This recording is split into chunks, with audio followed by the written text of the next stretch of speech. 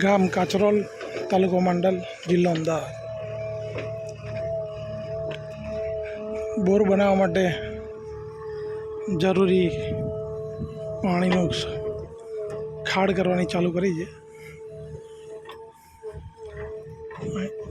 8 by 50 ફૂટની ખાડ બનશે અને 7-8 ફૂટ ઊંડી થશે અને આ જગ્યાએ બોર બનાવવાનો છે.